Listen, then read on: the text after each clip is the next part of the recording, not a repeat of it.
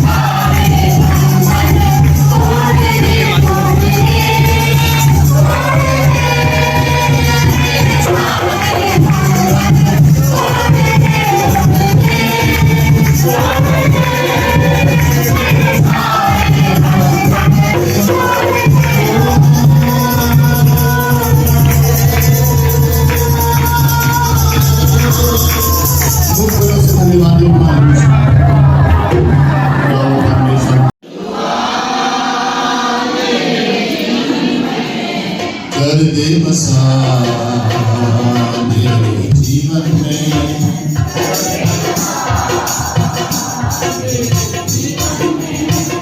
आके रुआ मेरे जीवन में कर दे बसा मेरे जीवन में।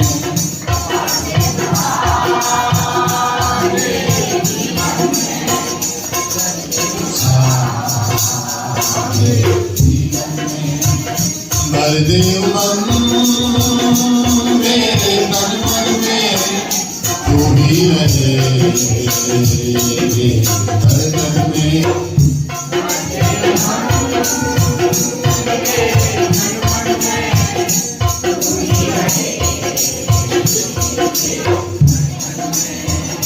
आके रुआ मेरे जीवन में कर दे बसा मेरे जीवन में।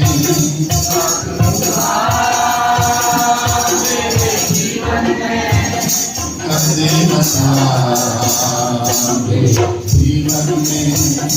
भर दे उमंग मेरे तन मन में तू ही रहे।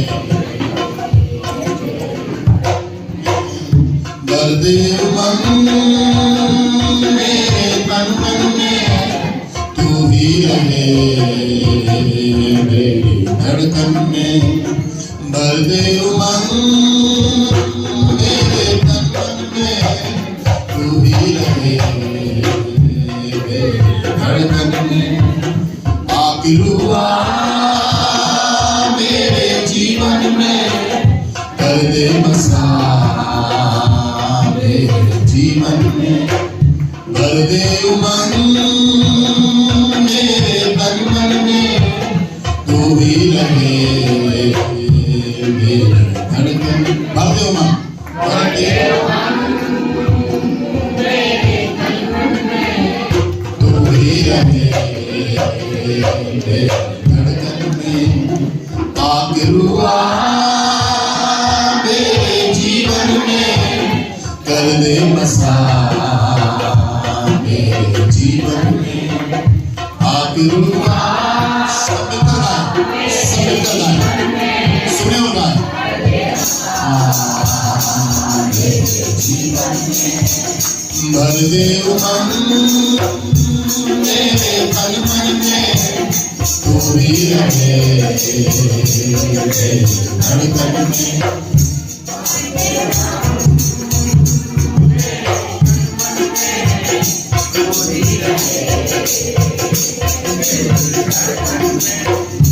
आके रुआ मेरे जीवन में कर दे बसा मेरे जीवन में। बोलिए मेरे जीवन में कर दे बसा। पागलू तूने ही तो सागर कमाल कर दिया।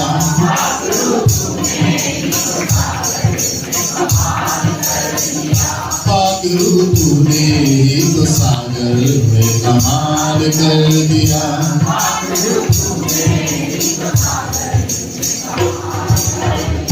बीच में रास्ता देके लोगों को बहाल कर दिया।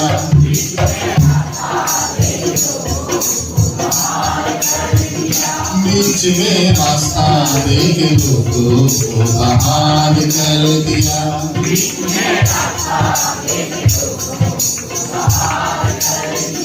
पागलू तूने तो सागर में कमाल कर दिया।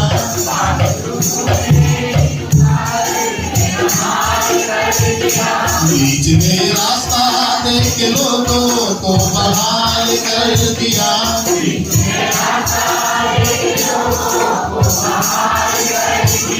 लोग तेरे पार हो गए तेरा माल कर दिया।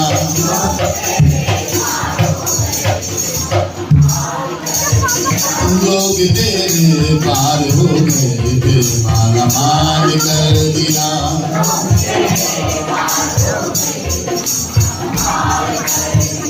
तेरी करुणा जीवन में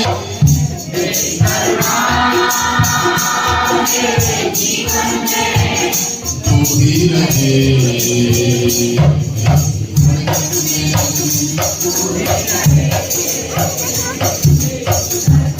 पाप हुआ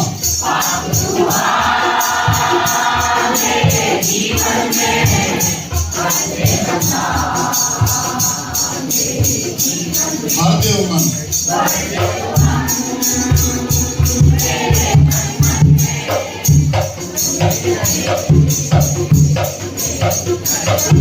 पाप हुआ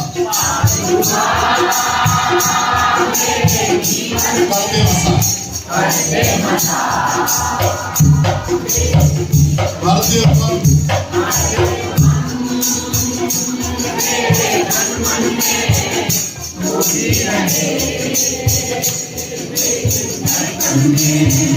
मुश्किलें आती है तो हिम्मत मेरी टूट जाती है।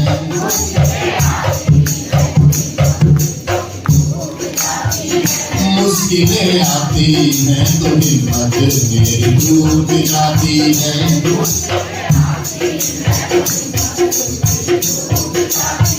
साथ जब तू ना हो तो खुशियाँ मुझसे लूट जाती हैं।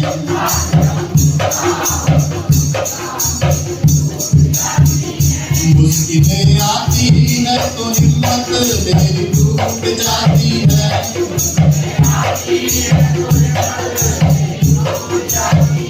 साथ जब तू ना हो तो खुशियाँ मुझसे लूट जाती है।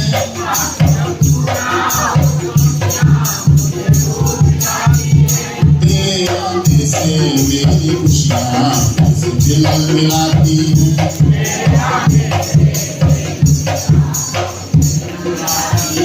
तेरे आने से मेरी खुशियाँ मुझसे दिल मिलाती हैं।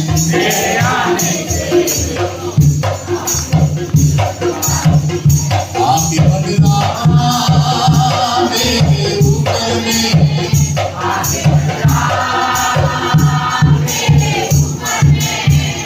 चलता रहूं तेरे संग संग में। अपने हाथों को उठाए और कहे आके रुआ मेरे जीवन में कर दे बसा मेरे जीवन में।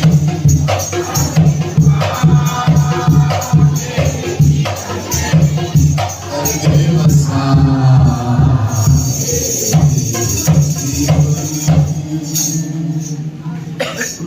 शरीर को ढीला छोड़ दे, आंखें बंद कर और मेरे साथ कहें पाकरू अपनी हिफाजत में अब तू मुझको लेकर चल। पाकरू अपनी हिफाजत में अब तू मुझको लेकर चल।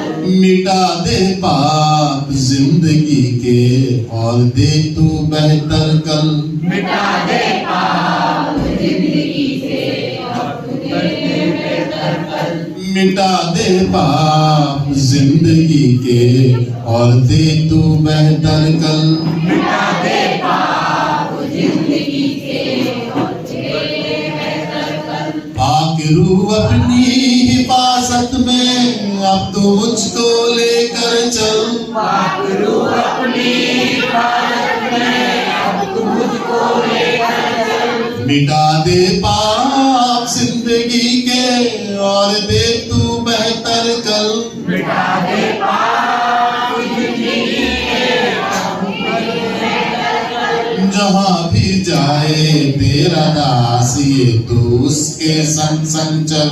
जहाँ भी जाए तेरा दास ये तू उसके संग संग चल। जहाँ भी जाए तेरा दास ये तू उसके संग संग चल।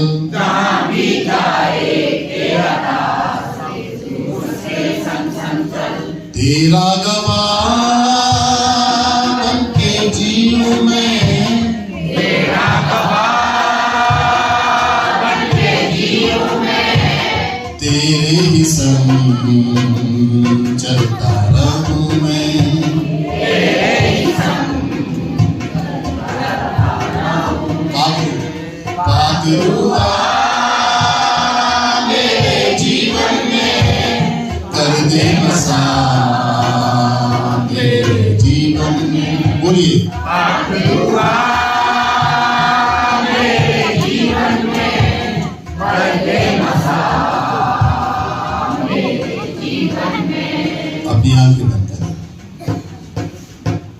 धन्यवाद राजा, आप महान, आपकी स्तुति और प्रशंसा और तारीफ करते हैं।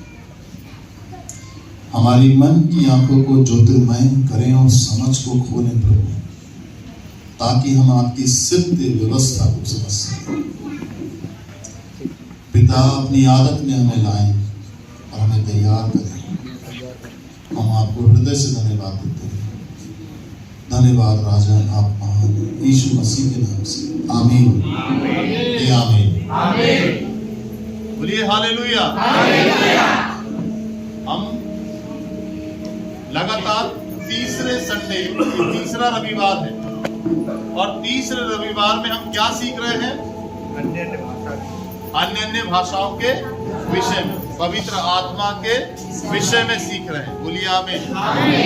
ये तीसरा रविवार है और ये सेशन और लंबा भी जा सकता है, परंतु हम इसको बीच में कट करके इसको पावर मिनिस्ट्री में डालेंगे, ताकि पावर मिनिस्ट्री 15 दिन की जब आप अटेंड करें 15 तारीख से, तब आपको इसका पूरा नॉलेज, इसकी पूरी जानकारी आपको मिलने पाए। बोलिए आमीन। हालेलुया। बोलिए प्रेज द लॉर्ड। बोलिए प्रेज द लॉर्ड।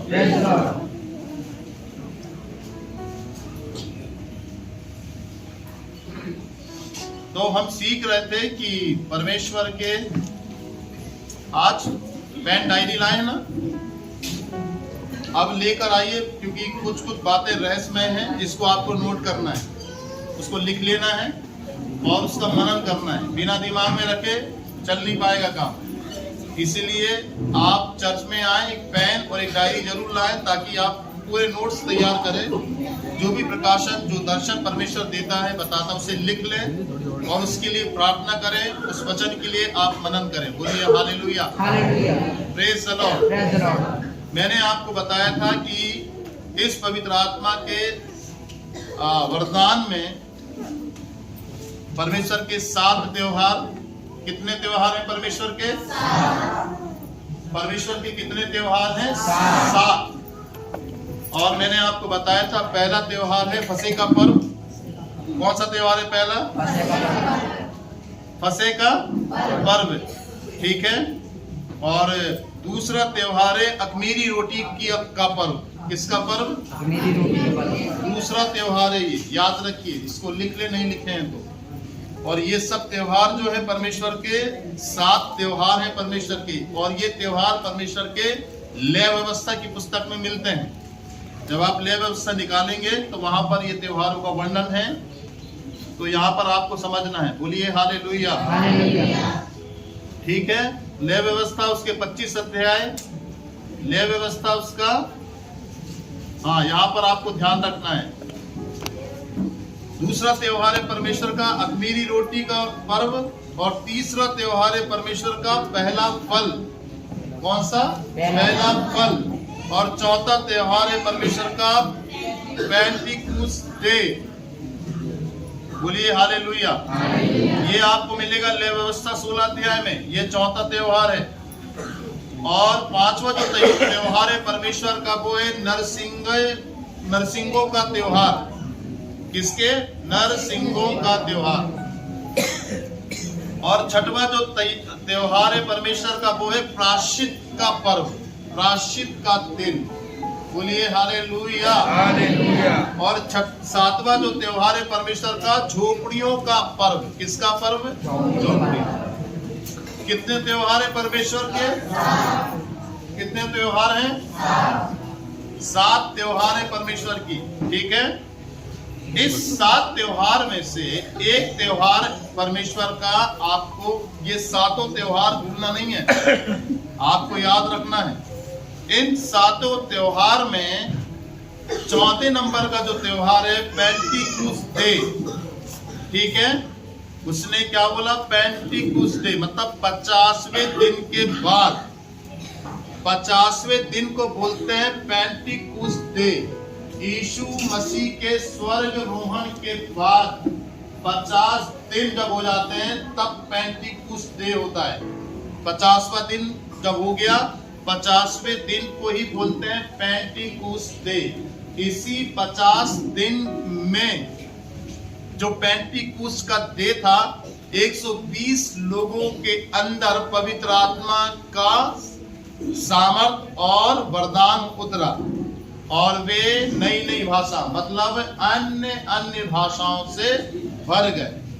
याद रखिए, ये त्योहार आता है चौथे नंबर पर, पेंटिकुस्त डे। नई व्यवस्था उसका 23 और उसकी 16 आयत में लिखा है, ये लय व्यवस्था में। ठीक है, पूरे त्योहार में आपको बता चुका हूं।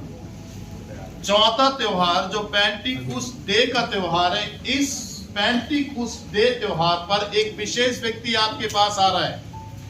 कौन सा व्यक्ति आ रहा है? विशेष व्यक्ति। और विशेष व्यक्ति आपको कुछ देने आ रहा है, आपके साथ आ रहा है, आपके अंदर आ रहा है, आपके ऊपर आ रहा है, आपके जीवन में आ रहा है। हालेलुया। एक विशेष शख्स पेंटिकुस्त डे पे आता है और उस विशेष शख्स का नाम है पवित्र आत्मा। क्या नाम है? पवित्र आत्मा। बोलिए हालेलुया, प्रेज द लॉर्ड। और आपको ये बात समझना है, और मैंने आपको बताया था लास्ट टाइम, ये महत्वपूर्ण है, ये महत्वपूर्ण त्योहार है, याद रखिए। और इसमें एक महत्वपूर्ण व्यक्ति आ रहा है जिसके द्वारा हमें अन्य भाषाओं का वरदान मिलता है। बोलिए हालेलुया। और जिस तरीके से मैंने लास्ट टाइम बताया कि कैसे कैसे कैसे कैसे पवित्र आत्मा उनके ऊपर उतरा और उनकी जीभ पलटी और वे अन्य भाषाओं को बोलने लगे। याद रखिए, क्योंकि यीशु मसीह ने कहा था कि तुम यरूशलेम को मत छोड़ना, तुम यरूशलेम को मत छोड़ना। पवित्र आत्मा जब तुम पर उतरेगा तब तुम सामर्थ पाओगे। उसके बाद जब तुम्हें सामर्थ मिल जाएगी, उसके बाद तुम यरूशलेम को छोड़ना। फिर यरूशलेम में, यहूदिया में, सामरिया में और जगत की छोर तक मेरे गवाह ठहरना। आप इस बात को समझ रहे हैं? आपके अंदर यदि पवित्र आत्मा नहीं उतरा तो आप परमेश्वर के गवाह नहीं बन पाएंगे। पहली बात, आपके अंदर परमेश्वर सामर्थ नहीं डाला तब आप प्रचार भी नहीं कर पाएंगे और ना प्रार्थना कर पाएंगे। याद रखिए, परमेश्वर हमें और उन चेलों को सामर्थ से भरा तब वे परमेश्वर के प्रचार को करना शुरू किए। ये भी याद रख लीजिए आप, क्योंकि पवित्र आत्मा हमारे अंदर से आकर के उन बातों को निकलवाता है कि सामने वाले की व्यक्ति की जो जरूरत हो। सुनिएगा, सामने वाले की व्यक्ति की क्या जरूरत है आपको नहीं मालूम, वो आपके सामने खड़ा है, आप प्रचार कर रहे हैं उसको, परंतु उसके समझ में नहीं आ रहा है कि क्या बोल रहे हो आप। उसको नहीं मालूम है यीशु कब आया और यीशु कौन है। मैं बहुत सारी जगह जाता हूं, मिलता हूं और लोगों से पूछता हूं क्या आप यीशु को जानते हैं? वो क्या कहते हैं? सुनिए, वो कहते हैं हमको कौन यीशु? आपका मित्र है क्या? कौन है यीशु? कोई व्यक्ति है क्या? वो ये प्रश्न करते हैं। तो आप उनको कैसे समझाओगे आप कि वो व्यक्ति कैसे जाने यीशु को? फिर कौन सा वचन उठाकर आप उसको समझाओगे कि यीशु ये है? किस बात से उसको विश्वास दिलाओगे कि यीशु उद्धार करता? वो उसके पापों के लिए मारा गया, उसकी बीमारियों के लिए उसने कोड़े खाए, उसकी चिंता और निराशा को तोड़ करके उसने अपने सिर पर कांटों के ताज पहना। ये कैसे समझा पाओगे आप?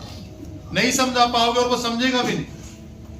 पर जब तक पवित्र आत्मा आपके अंदर नहीं आएगा तब तक पवित्र आत्मा के बिना आप काम नहीं कर पाएंगे, क्योंकि क्या बोलना है आपको, कैसे समझाना है, सामने वाले व्यक्ति को कैसे मोटिवेट करना है आपको, कैसे उसको सुसमाचार सुनाना, कैसे उसको प्रभु में लाना कि वो आ जाए।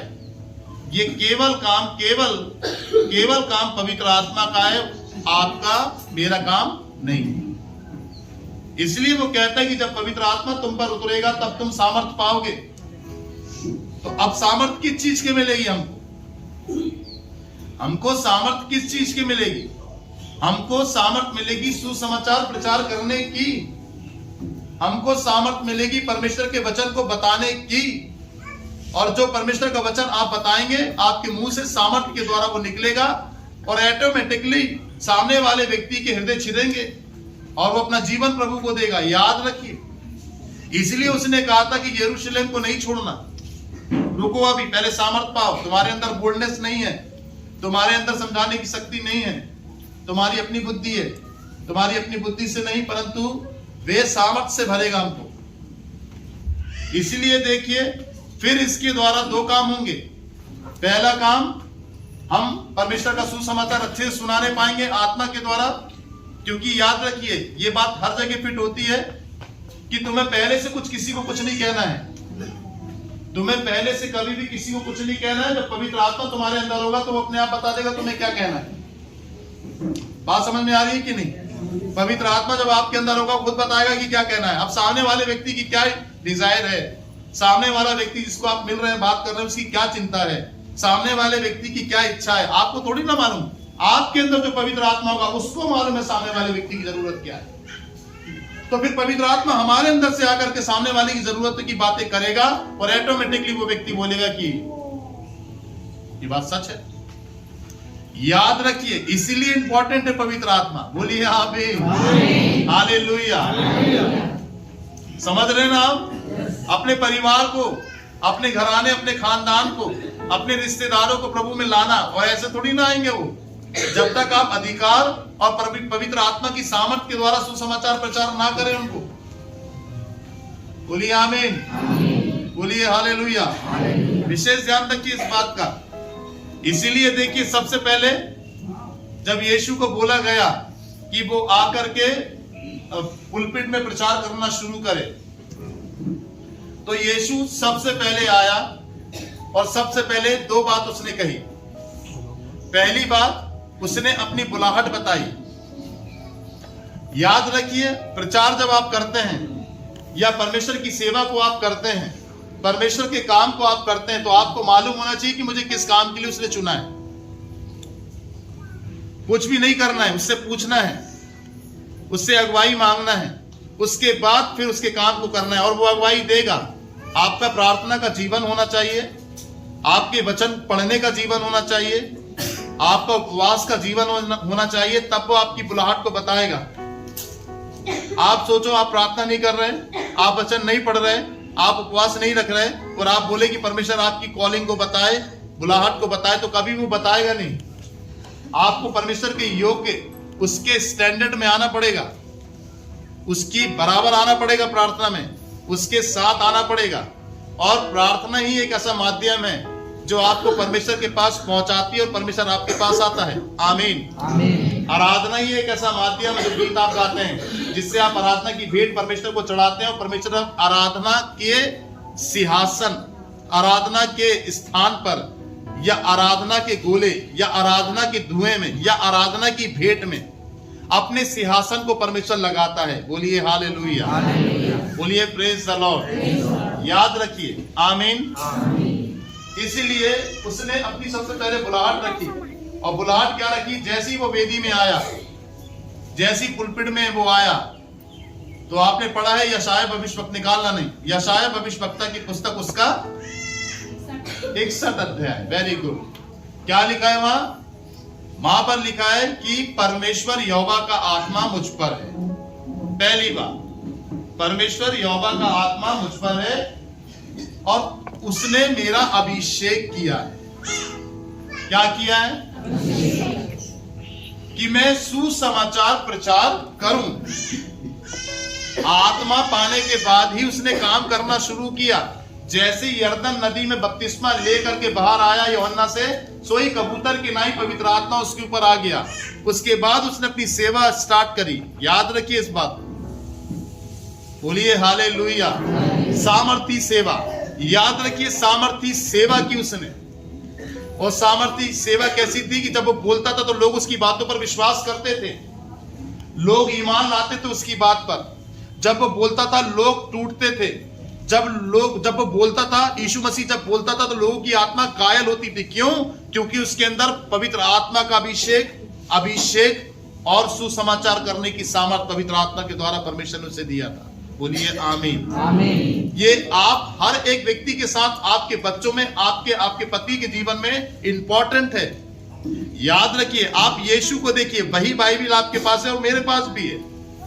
जो बाइबिल आप पढ़ते हैं वही बाइबिल, दोनों में कोई अंतर नहीं है, सेम वचन लिखा हुआ है। तो आपको सेम वचन मेरी बाइबिल और आपकी बाइबिल में, उसको ध्यान से पढ़ना है और उसकी योजनाओं को समझना है। उसने कहा कि परमेश्वर का आत्मा मुझ पर है। पहले उसने कहा, अपनी कॉलिंग समझाया, मैं किस लिए आया हूं। वो इसलिए आया है कि वो सुसमाचार प्रचार करे। सुसमाचार का मतलब होता है खुशखबरी दे लोगों को कि उनके पापों से वो उनका नाजात करेगा, उन्हें छुटकारा देगा, दुष्ट आत्माओं को निकालेगा। वो कहता है कि बंदियों को छुड़ाऊं, कैदियों को आजाद करूं, जिनके सर के ऊपर राख है उनकी राख को दूर करके सुंदर पगड़ी बांधूं, जिनके चेहरे में उदासी है उनके चेहरे से उदासी हटा करके हर्ष का तेल मलूं। मैं इसीलिए आया हूं। तो ये कब बोलने पाया वो, और इस बात को हम कब समझने पाए? जब पवित्र आत्मा उसके अंदर आया। ठीक सेम प्रोसेस हमारे साथ है कि जब हम आत्मा से भरेंगे तभी हम प्रीच कर पाएंगे, तभी हम सामने प्रभु में लोगों को लेकर आएंगे। बिना पवित्र आत्मा के हम अपने परिवार को बचा नहीं पाएंगे। याद रखिए, पवित्र आत्मा गाइड करेगा, पवित्र आत्मा बताएगा कब, कहां, कैसे, क्या बोलना है, सामने वाले की जरूरत क्या है, उसके दिल के अंदर झांक कर देखेगा पवित्र आत्मा। और ये पवित्र आत्मा ही का काम है, हमारा काम नहीं है। वो फिर हमारे मन में डालेगा कि ये बोल इसको, ये बात इससे कर, ये वाली बात इससे बोल। बोलिए हालेलुया। इसको अच्छे समझना, बोलिए आमीन। हमने 7 त्योहार के बारे में सीखा और पेंटिकुस्त डे के बारे में हमने सीखा। ठीक है, अब इससे पहले थोड़ा सा पवित्र आत्मा के विषय में बताऊं। बिल्कुल साइलेंट बैठना, पवित्र आत्मा आपको सामर्थ्य बैठने की। बोलिए आमीन। जितना ज्यादा सुनने की ताकत रखेंगे उतना ज्यादा सामर्थ्य से भरेंगे, उतना ज्यादा विश्वास अंदर से मजबूत होगा। क्योंकि जो मैं बोल रहा हूं वो परमेश्वर का वचन है, मेरे शब्द नहीं। और ये शब्द जब आपके कान से आपके अंदर जा रहे हैं तो कुछ ना कुछ कर रहे हैं वो आपके अंदर। बोलिए आमीन। हालेलुया। बाइबल के अंदर 8 महान सुसमाचार प्रचारकों के नाम बताइए। बाइबल के अंदर 8 व्यक्ति हैं जिन्होंने सुसमाचार प्रचार किया। पहले व्यक्ति का नाम बताइए।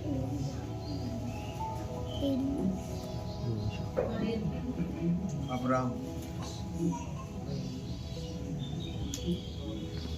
मैंने क्या बोला? सुसमाचार प्रचार किया, सुसमाचार। और 8 व्यक्ति हैं बाइबल के अंदर जिन्होंने सुसमाचार प्रचार किया है। बाइबल में क्या प्रचार किया बताइए? जिन्होंने प्रचार किया है परमेश्वर के वचन का। एक एलिया,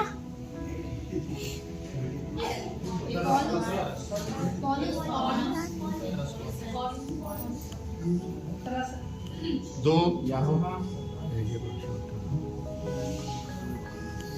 यूहन्ना और पौलुस। दो लिखो इसको। 8 महान बाइबल के प्रचारकों का नाम जानना है आपको। बोलिए आमीन। और इसको याद रखना है और भूलना नहीं है। याद रखिए सबसे। अब लिखें और अभी मेरे तरफ देखें। सबसे पहला व्यक्ति जिसने सुसमाचार प्रचार किया, बाइबल के अंदर 8 महान प्रचारकों का वर्णन है।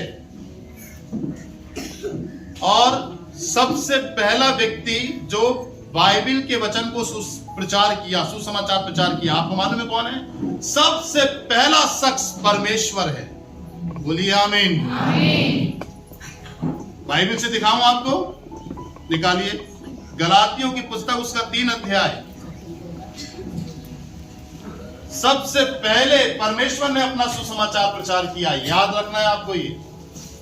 गलातियों 3 अध्याय उसकी 8वीं आयत निकालें, माइक दें और एक जन कोई पढ़े। कौन पढ़ेगा? अच्छा ट्रांसलेट हो, मतलब अच्छा प्रोनाउंसिएशन हो।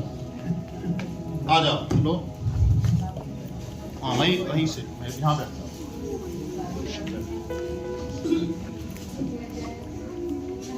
नोट करिए,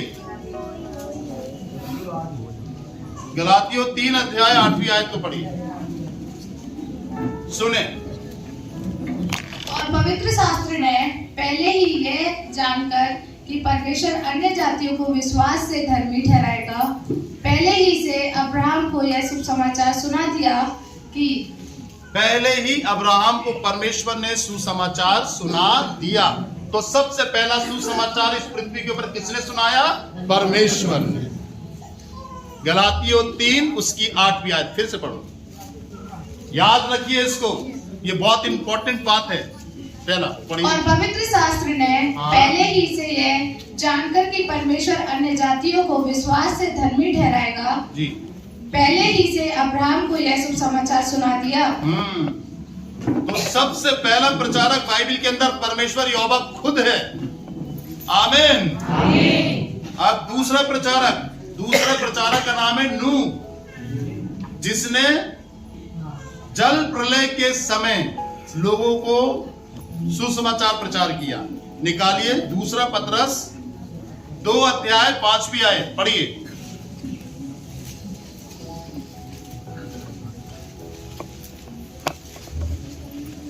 पतरस की दूसरी पत्री 2 अध्याय 5वीं आयत को देखें। ये दूसरा प्रचारक, सुसमाचार प्रचारक है। और प्राचीन युग के संसार को भी ना छोड़ा।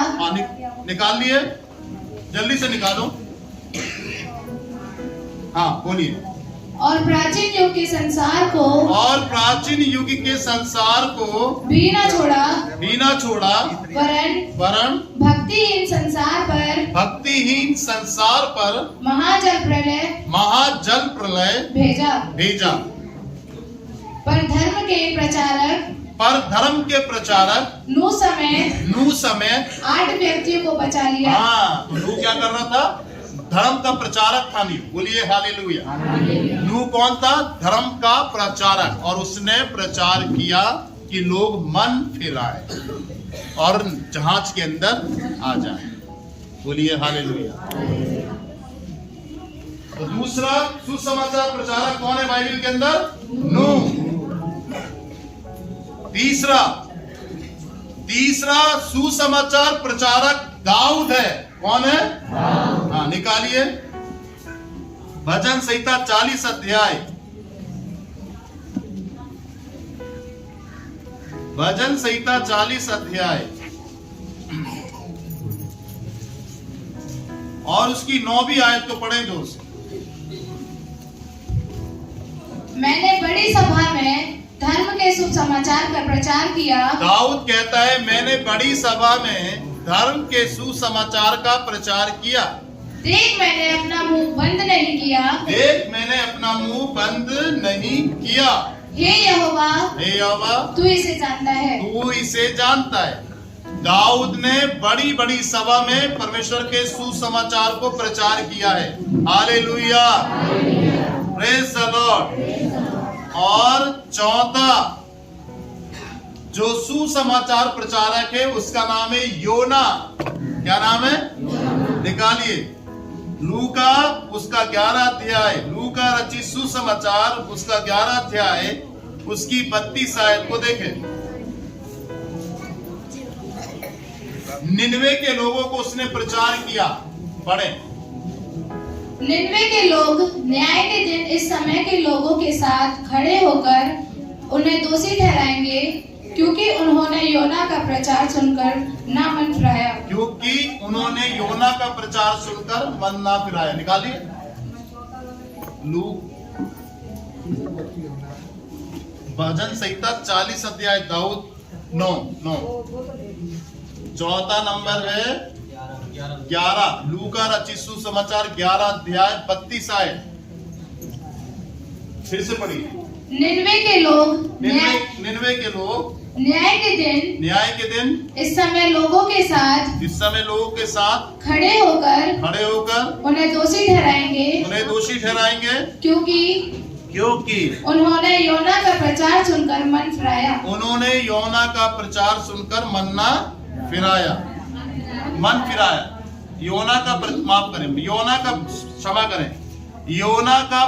सुनकर उन्होंने मन फिराया। योना का प्रचार सुनकर निनवे के लोगों ने अपने पापों से मन फिराया। बोलिए हालेलुया। अब पांचवा जो सुसमाचार प्रचारक है वो है यूहन्ना बपतिस्मा देने वाला। निकालिए मत्ती 3 अध्याय उसकी पहली आयत। मत्ती 3 अध्याय पहली आयत को देखें। क्यों हंस रही हैं आप बीच में बैठ के?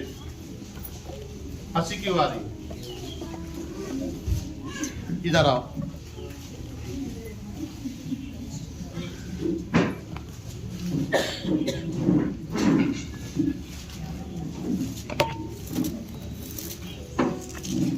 हंसी क्यों आ रही है? क्यों आ रही है हंसी? अरे वो पीछे छींक मारी थी। हैं? छींक मारी थी ना उन्होंने इसकी। यहाँ बैठ जाओ। यहाँ बैठ जाओ। Very good. थोड़ी सी भी अगर गलती कर देंगे हम और सीरियस अगर नहीं बैठे ना तो पवित्र आत्मा चला जाएगा यहाँ से। परमेश्वर की सामर्थ चली जाएगी और मैं कुछ बता नहीं पाऊंगा आपको। इसलिए खुद भी कंट्रोल में रहें और मुझे भी डिस्टर्ब ना करें। ठीक है, याद रखिए। निकालिए पांचवा जो सुसमाचार प्रचारक है वो है यूहन्ना बपतिस्मा देने वाला। और मत्ती रचित सुसमाचार 3 अध्याय उसकी पहली आयत को लिखें और पढ़ें। उन दिनों में यूहन्ना बपतिस्मा देने वाला आकर यहूदियों के जंगल में ये प्रचार करने लगा मन फिराओ क्योंकि स्वर्ग का राज्य निकट आ गया है। यूहन्ना बपतिस्मा देने वाला यहूदियों में प्रचार किया कि मन फिराओ, परमेश्वर का राज्य निकट है। ये कितने नंबर का है? 5 नंबर का सुसमाचार प्रचारक है। बोलिए हालेलुया। अब निकालिए 6 नंबर।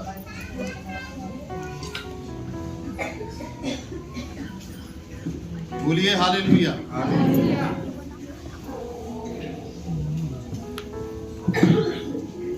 6 नंबर। ठीक है, देखें 6 नंबर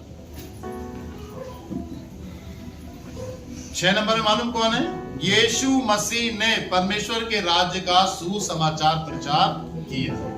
निकालें मत्ती रचित सुसमाचार 4 अध्याय और उसकी 23 आयत को पढ़िए। Matthew chapter 4 verse 23। हाँ निकाल लो। मत्ती 4 अध्याय 23 आयत को देखें। मत्ती 4 वर्स 23। इधर आ जाओ दीदी, इधर जगह है, आ जाओ, आ जाइए, यहाँ बैठे दीदी, आ जाइए।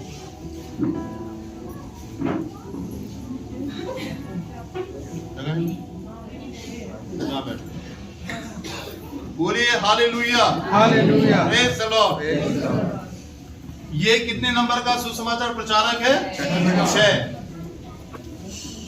कितने नंबर का? 6।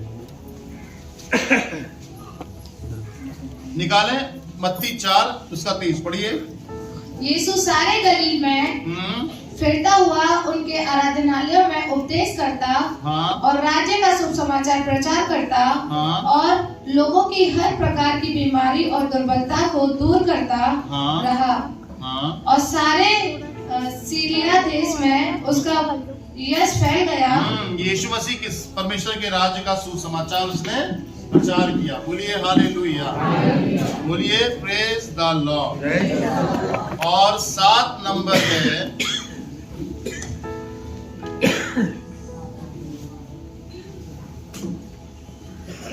सातवां प्रचारक है यीशु मसीह के बारे में और परमेश्वर के राज्य के लिए जिन लोगों ने सुसमाचार दुनिया भर में प्रचार किया वे कौन है बताएं? निकाले मत्ती रचित सुसमाचार उसका 10 अध्याय उसकी 7वीं आयत को पढ़े, सुने और समझे।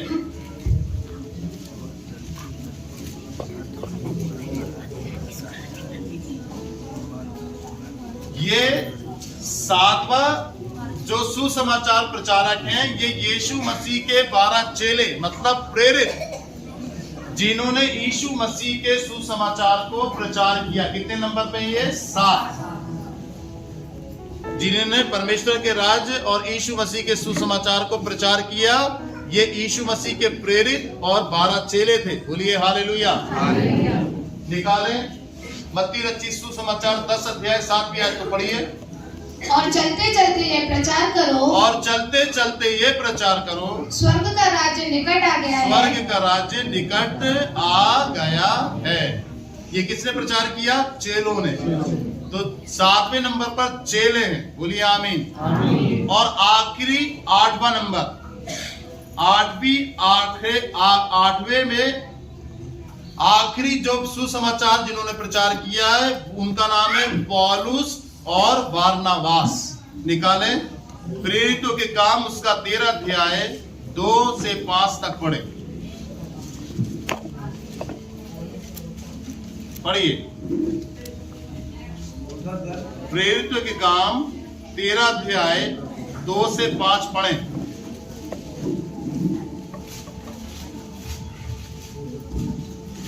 जब वे उपवास सहित प्रभु की उपासना कर रहे थे जी, और पवित्र आत्मा ने कहा मेरे लिए बरनबास और साउल को उस काम के लिए अलग करो। हाँ, मेरे लिए बारनाबास और शाऊल मतलब पौलुस को उस काम से क्या करो? अलग करो। हाँ, जिसके लिए मैंने उन्हें बुलाया है। जिसके लिए मैंने उन्हें बुलाया है। तब उन्होंने उपवास और प्रार्थना करके हाँ, और उन पर हाथ रखकर उन्हें विदा किया। अतः वे पवित्र आत्मा के भेजे हुए सिलूकिया को गए और वहां से जहाज पर चढ़कर साइप्रस को चले और सलमीस में पहुंचकर परमेश्वर का वचन यहूदियों के आराधनालयों में सुनाया। परमेश्वर का वचन यहूदियों के आराधनालय में पौलुस और बारनाबास ने सुनाया। आगे यूहन्ना उनका सेवक था। बस समझ गए ना आप? तो आखिरी और 8वां कौन है? पौलुस और बारनाबास ने परमेश्वर के सुसमाचार को सुनाया। अब आप मेरी तरफ देखिए, आप नौवे बनना चाहते हैं कि नहीं? बनना चाहते हैं? आप नौवे बनना चाहते हैं कि नहीं? सुसमाचार के बनना चाहते हैं? तो अब ये जितने भी थे जिन्होंने परमेश्वर के सुसमाचार को सुनाया, बाइबल के अंदर 8 महान सुसमाचार प्रचारक थे। ये 8, और बाइबल के अंदर 8 महान सुसमाचार प्रचारक यही हैं जो मैंने अभी आपको लिखवाया है। बोलिए हालेलुया, भूलना नहीं। बोलिए हालेलुया। 9वें प्रचारक यदि आप बनना चाहते हैं, क्योंकि ये जो 8 सुसमाचार जो जिन लोगों ने प्रचार किया बाइबल में, ये सब पवित्र आत्मा और परमेश्वर की अगुवाई में प्रचार किया। इसीलिए रोमियो उसके 12 अध्याय में लिखा है, तुम अपने शरीर को जीवित, पवित्र और भावता हुआ करके परमेश्वर को बलिदान चढ़ाओ, यही तुम्हारी आत्मिक सेवा है। फिर आगे पढ़ते हैं तो वो ये कहता है कि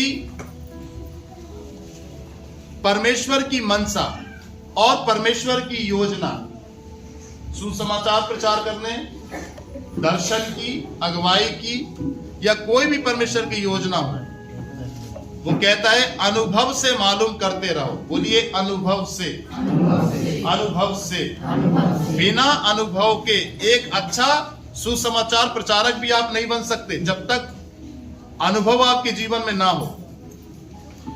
आप कुछ भी नहीं बोल सकते जब तक आपके अंदर अनुभव ना हो। और सबसे बड़ा अनुभव होता है हमारे अंदर पवित्र आत्मा का अनुभव। बोलिए आमीन। बिना पवित्र आत्मा के हम सुसमाचार परमेश्वर के वचन को किसी को भी नहीं सुना सकते और ना ही उसको प्रभु में ला सकते हैं। याद रखिए, तभी यीशु ने उनको कहा कि तुम ठहरे रहो, जब पवित्र आत्मा तुम पर आएगा तब तुम सामर्थ पाओगे, तब तुम यरूशलेम, यहूदिया, सामरिया और जगत के छोर तक मेरे गवाह ठहरोगे। बोलिए आमीन। ऐसे ही आपको भी एक अच्छा सुसमाचार प्रचारक बनना है, आत्मा से भरना है पहले, उसके बाद फिर आपको यीशु के वचन को, उसके सुसमाचार को उठाकर लोगों को सुनाना है, ताकि सारा आगरा, सारा उत्तर प्रदेश और सारा भारत मन फिराए और बचाया जाए। हाथ उठाकर बोलिए आमीन, बोलिए हालेलुया। याद रखिए, बेदारी का पतन, बेदारी जागृति परिवार के अंदर, कलीसिया के अंदर, शहर के अंदर, नगर के अंदर, मोहल्ले के अंदर नहीं होने का सबसे बड़ा कारण है पवित्र आत्मा नहीं होना। अन्य भाषाओं के वरदान से भरना नहीं। बोलिए हालेलुया। आपको भरना है पवित्र आत्मा से, और यदि पवित्र आत्मा आपके अंदर है, क्योंकि आपके अंदर पवित्र आत्मा है, हाथ उठाकर बोलिए आमीन। अपने सीने पे हाथ रखकर बोलिए मेरे अंदर पवित्र आत्मा है। तो आप पवित्र आत्मा से बोले कि पवित्र आत्मा मुझे आप अपना वरदान दें और अपनी सामर्थ से आप मुझे भरें। ये हालेलुया। और वो वरदान है उसका अन्य भाषाओं का वरदान, जिसको आपको पाना है। हालेलुया। इसीलिए पौलुस कहता है रोमियो 8 अध्याय में कि हम नहीं जानते कि प्रार्थना किस रीति से करनी चाहिए। हम नहीं जानते कि प्रार्थना किस रीति से करना है। हमको शैतान को कैसे भगाना है, बंधन और श्रापों को कैसे तोड़ना है, बीमारी को कैसे हटाना है, हमें नहीं मालूम। इन सब का अनुभव और आइडिया हमको बिल्कुल नहीं है। हम विश्वासी तो हैं, पर इनका आइडिया नहीं है। शैतान हमारे घर के अंदर बैठा है, हमारे पलंग के ऊपर खाता है, हमारे किचन में खाना निकालता है। शैतान हमारे बाथरूम में रहता है जब हम नहाने जाते हैं। शैतान हमारे आंगन में रहता है। दुष्ट आत्माएं हमारे घर के अंदर घूमती फिरती हैं बिल्कुल आराम से, जैसे कोई परिवार का सदस्य है, और ये नहीं जाती। और हम बाइबल खूब पढ़ते हैं, प्रार्थना करते हैं, फिर भी शैतान हमारे घर में। याद रखिए, ये क्यों? ये इसीलिए है कि पवित्र आत्मा नहीं है, उसके वरदान नहीं है। पवित्र आत्मा परमेश्वर का हथियार है जो हमारे अंदर परमेश्वर डालता है। बोलो आमीन। और यही बात आपको वो बताएगा सपनों में, देख तेरे घर में ये है, देख तेरे घर में वो है, देख तू यहां बंधा है, देख यहां तू कमजोर है। बोलिए हालेलुया। इसीलिए कितना भी कमजोर विश्वासी हो, उसको भी जरूरत है पवित्र आत्मा की। आप नए आए हो विश्वास में, आपको जरूरत है पवित्र आत्मा की। आपको आत्मा से भरना, अन्य भाषाओं के वरदानों से भरना, और अन्य भाषाओं के वरदानों से भर करके प्रार्थना करना। और याद रखिए, प्रभु में तब हम भर पाते हैं जब हम अन्य भाषा बोलते हैं, तब भरते हैं। बिना अन्य भाषा बोलकर हम भर नहीं पाएंगे परमेश्वर की सामर्थ से। ये भी याद रखिए, कितने भी आप हिंदी में प्रार्थना कर लें, कितने भी आप तमिल में प्रार्थना कर लें, कितने भी आप पंजाबी में प्रार्थना कर लें, कितनी भी आप कोई भी भाषा में प्रार्थना कर लें, भरेंगे नहीं जब तक अन्य भाषाओं का वरदान आपके अंदर होगा नहीं। जब हम अन्य भाषा बोलते हैं, रबा रबा लाला रबा शाखंदा नाना नाना नाला रबा, तब हम परमेश्वर की सामर्थ से क्या होते हैं? हालेलुया। बोलिए प्रेज द लॉर्ड। इसलिए भरना भी तो है, आपको नहीं भरना है ताकि आप भर जाएं। और बाइबल क्या कहती है? जब आप भर जाएंगे तो आपके अंदर से जल की नदियां फूटेंगी। बोलिए आमीन। जल की नदियां आपके अंदर से फूट के निकलेंगी और लोग पीकर तृप्त होंगे। तो जल की नदियां कैसे फूटेंगी? जब आप भरेंगे नहीं। और जल का सोता कैसे आपके अंदर से निकलेगा?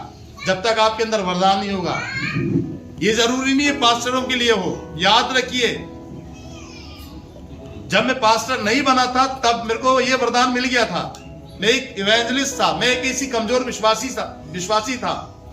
मैं नॉर्मल विश्वासी था, बाइबल को ज्यादा पकड़ने वाला, चलने वाला नहीं, पर विश्वास करने वाला, वचन को पढ़ने वाला। तब परमेश्वर के वरदानों से भर गया मैं। बोलिए हालेलुया। एक नॉर्मल विश्वासी था मैं, तब मैं पवित्र आत्मा से भर गया। मैं पास्टर बहुत बाद में बना हूं, कलीसिया की जिम्मेदारी बाद में मुझे मिली है, पर पहले मैं विश्वासी था। और जब मैं विश्वासी था तभी मैं आत्मा से भर गया। तो आप विश्वासी हैं, तो जैसे मैं भर गया तो आप क्यों नहीं भर पाएंगे? बोलिए आमीन। आप भी भरेंगे, बोलिए हालेलुया। बस आपको अपने कमरे में जाकर घुटने टेक के उससे मांगना है, क्योंकि यीशु ने कहा मांगो तो तुम्हें दिया जाए। बोलिए हालेलुया। चलिए, हम सीख रहे थे कुरंथ की कलीसिया के बारे में। निकालिए पहला कुरंथियों उसका 14 अध्याय।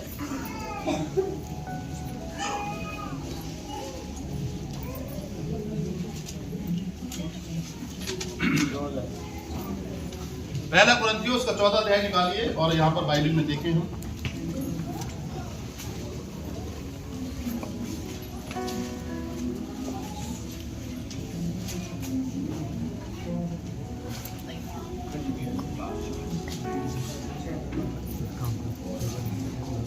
बोलिए हालेलुया। पढ़िए पहली आयत से। प्रेम का अनुकरण करो और आत्मिक वरदानों की भी धुन में रहो, विशेष करके यह कि भविष्यवाणी करो। क्या बोल रहे हैं वो? प्रेम का अनुकरण करो। बोलिए प्रेम का अनुकरण करो, आत्मिक वरदानों की धुन में रहो। अब चेक ये करना है हमें, आपको, हम धुन में किसकी हैं? और अभी तो प्रेजेंटली बात मोबाइल की चल रही है, सब मोबाइल की धुन में रहते हैं, सबको मोबाइल की धुन छाई है, याद रखिए। और शैतान का सबसे बड़ा रोड़ा है हमारी लाइफ में मोबाइल। याद रखिए, अगर थोड़ा सा मोबाइल घूम जाए, बिस्तर के नीचे रजाई के अंदर छुप जाए, कम्बल के अंदर दब जाए और मोबाइल हमको नहीं मिले, तो हम मछली के समान तड़पने लगते हैं। कहां चला गया, कहां चला गया, ढूंढो ना, ढूंढो ना, ढूंढो ना, देखो तो कहां है, देखो तो कहां है, मोबाइल कहां चला गया। ऐसा लग रहा कि हमारी जान निकल गई। मोबाइल की धुन है, हमारे अंदर धुन है, हम मोबाइल के धुन में रहते हैं, क्योंकि सारा सिस्टम इसी में अपलोड है। हर चीज, सोशल मीडिया ले, फेसबुक ले, यूट्यूब ले, व्हाट्सएप ले, सारा सब कुछ, पूरी दुनिया हमारे मोबाइल के अंदर है, तो क्यों नहीं। पर पौलुस यहां पे कहता है परमेश्वर का अनुकरण करो और आत्मिक वरदानों की धुन में रहो। हमारे अंदर, हमारे जीवन में मोबाइल की धुन, किसी व्यक्ति विशेष की धुन नहीं, केवल परमेश्वर की और परमेश्वर के वरदानों की धुन हो। इसलिए बाइबल में लिखा है, अतः तुम मसीह में जिलाए गए तो स्वर्ग की वस्तु की खोज में रहो। बोलिए आमीन। अगर आप सही में मसीह में जिलाए गए हैं, अगर आपने सही में मसीह यीशु में नया जीवन पाया है, तो आपकी जिम्मेदारी बनती है कि आप स्वर्ग की वस्तु की खोज में रहो। संसार की ओर नहीं, मोबाइल के लिए नहीं, किसी वस्तु स्थिति व्यक्ति विशेष के लिए नहीं परेशान होना है आपको केवल परेशान होना है कि आप परमेश्वर के सामर्थ से भरें, उसके दान और वरदानों से भर जाएं। बोलिए आमीन। उसके वरदानों को देखिए, परमेश्वर के वरदानों को देखिए, यहोवा का आत्मा बुद्धि का, समझ का, युक्ति का, पराक्रम का, ज्ञान का और भय का आत्मा। क्या मेरे अंदर है? मोबाइल है मेरे अंदर, पर ये नहीं है। बोलिए हालेलुया। प्रेम, आनंद, धीरज, शांति, कृपा, भलाई, विश्वास, नम्रता और संयम नहीं है, मोबाइल है। बोलिए हालेलुया। बस केवल मोबाइल को एक जरूरत की चीज समझो, परंतु फर्स्ट रेफरेंस आप परमेश्वर के वचन को दो। हाथ उठाकर बोलिए आमीन। बोलिए हालेलुया। Praise the Lord. इसीलिए वो कहता है कि देखिए क्या लिखा है फ्लैक्स में, इसलिए पवित्र आत्मा के द्वारा टांगा है हमने ये सारे फ्लैक्स हमने ऐसे ही टांग दिए, इनके लिए खूब प्रार्थना हुई है। फिर परमेश्वर ने बताया तुझे कौन कौन से वचन चर्च में लगाने हैं। ये वाला वचन सबसे पहला लगाया गया ताकि बहुत सारे लोग इसकी फोटो खींच के अपने घर में ले जाके लगाएं इसको। सबसे पहला प्रकाशन था कि जब तुम पवित्र आत्मा पाओगे तब तुम पर सामर्थ उतरेगा, तब तुम पवित्र आत्मा पाओगे, ये सबसे पहले। इसके बाद फिर धीरे धीरे दर्शन देकर प्रभु ने कहा ये वाला वचन लिखवाया। ये वचन सब ऐसे नहीं लिख दिया मैंने, ये इनकी अगुवाई मांगा मैं क्या लगाऊं, कुछ भी नहीं लगा सकता था मैं। ये देखिए, ये कुछ भी मैं यहाँ नहीं लगा सकता था, ये उसने मुझे बताया कि तू मेरे क्रूस के चिन्ह को रख चर्च में, कि लोगों का सारा ध्यान मेरी तरफ हो। बोलिए आमीन। बोलिए हालेलुया। और फिर मैंने उसको वैसे ही डिजाइन किया बैठ के, उसने दर्शन मुझे बताया कि देख ऐसे कर, ऐसे कर, और देखो आकाश भी मिल रहा है और पृथ्वी भी मिल रही है। ये सब उसकी अगुवाई उसके दर्शन के द्वारा मैंने बनाया और लगाया है। क्या लिखा है यहाँ पर?